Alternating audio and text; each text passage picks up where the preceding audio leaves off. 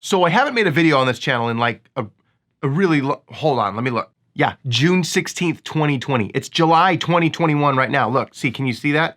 Can you see right there? No, I didn't quit. That's not what I do. COVID didn't get, well, actually, no, COVID did get me, but I survived. I've actually been doing what it is that I do, and that's do things. I've been doing all kinds of things. And I think I've stumbled onto the next big thing. Who's ready to do things?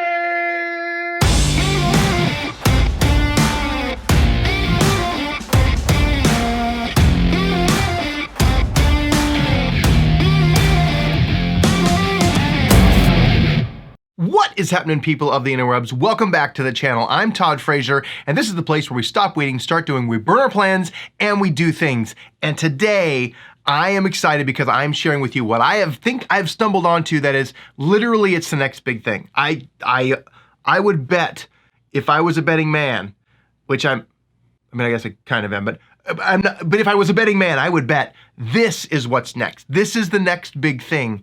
And I'm just gonna tell you what it is. It's apps. Oh, okay, yeah, you're all like, oh, we were excited to hear about something new. Apps, that's not new. No, but here, listen to what I'm telling you. Apps are the next big thing because of one simple thing. And that is the barrier to entry for apps has been lowered by like a lot. Let me tell you what I'm talking about. So for all of us, the pandemic has revealed a bunch of stuff, but specifically what I'm seeing, the pandemic has revealed that we have a problem and big tech is in control of way too much stuff. If you look at your app stores and all the things that we love to do on our phones, it's social media. You look at the top 10 apps on Android, the top 10 apps on iOS, it's all either media or communication or some sort of version of both. Everything that's at the top of the list is controlled by Apple, Google, Facebook, Amazon, and a few of the big media studios. And that's it. Like you look down the rest of the list, you've got WhatsApp that sometimes gets up into the top 15 or 20. But realistically, the thing that we do with these things, which is what they're for, is communication. We communicate and we share stuff. And big tech is out there controlling what we see, how much we see of it. And I think we need to find a solution.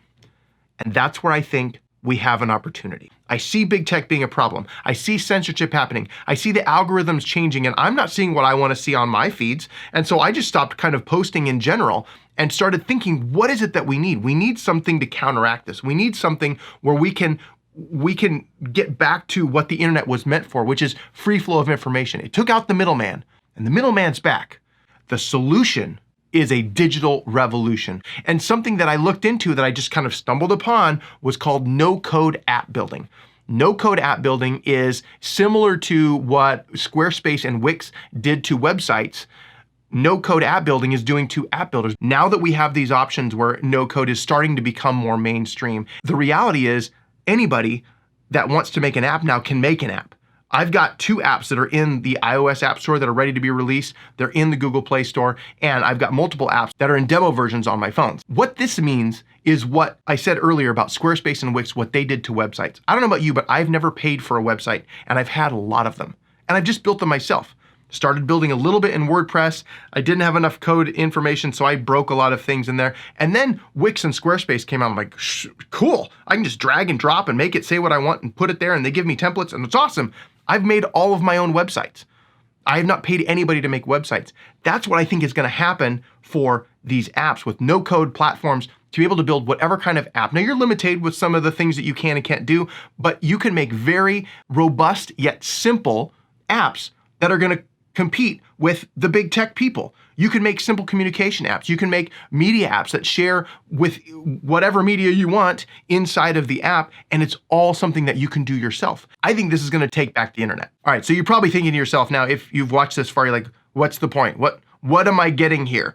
And I'm gonna tell you, there's 3 reasons I wanted to tell you this. I said, I told somebody I was gonna make this video about the next big thing, and they're like, well, why are you telling them? Don't tell them, just keep it to yourself. No, I am going to tell you because I want to inspire you to do the thing, to make it happen. Because if I can do it, you can do it. I am not a brilliant scientist or coder or any coder at all. I have multiple apps that are in the app stores ready to go. The reasons I'm telling you, there's 3 reasons. 1, this is a business opportunity. I already have one organization that I have a contract with to build them an app. And I've got another that I'm talking to about doing it. And everybody I say, hey, what about an app for this? They're like, well, that'd be amazing, but I don't have $100,000. I says, no problem. It doesn't cost $100,000. This is a business opportunity. If you can learn to do this, if you can make apps and you can help start this digital revolution for businesses and communities and families and people in general for yourself, this is a business opportunity, and I think you should take advantage of it. 2, this is just an advantage opportunity for you to see and think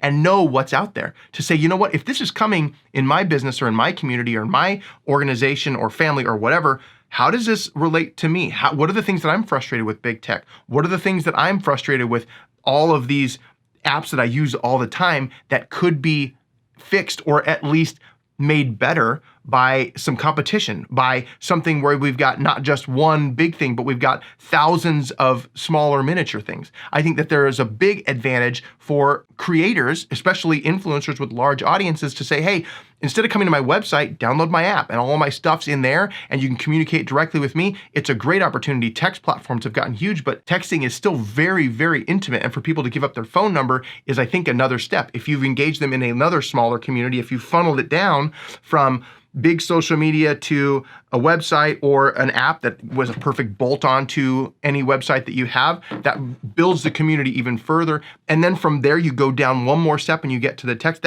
That funnel is a huge opportunity if you're in the space where you're building your own community, or if you run a community, or if you have a business and you have existing customers that you want to stay connected with. That's the hardest thing to do, is to stay connected with existing customers. Everybody's focused on sales and getting new customers, but what about your existing people? How do you keep them happy and keep them in the loop and keep engaged with them? Emails, everybody gets junk emails all the time. I delete thousands of emails a day. I'm sure you probably do too. Social media, you can't get in front of anybody unless you're paying to be in front of them. And then even then, you don't know exactly if that's the people that always like your stuff, because it's just based on some sort of algorithm that they've picked based on the people and the things that they like. Advertising works, I get that. But if you don't have the money to pay for it, or if you have people that would just like to see your stuff show up in their feed, it doesn't.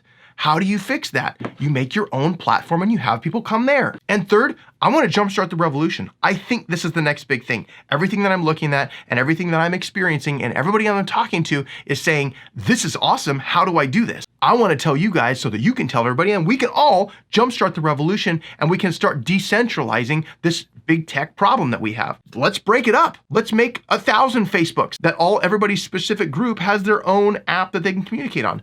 I know that there's lots of things about that that are like, well, that doesn't work, or then you're going to be too fragmented and then you're not going to get the right people. But think about this.